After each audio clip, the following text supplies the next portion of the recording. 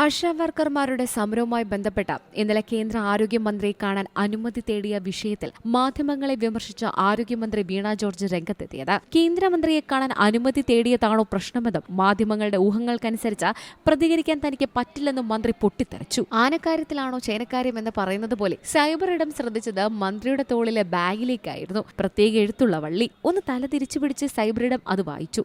Emporio Armani. പിന്നെ കണ്ടത് Google സെർച്ചിന്റെ ചാകര. ചിലർക്ക് ഈ ബ്രാൻഡ് സുപരിചിതമാണ്.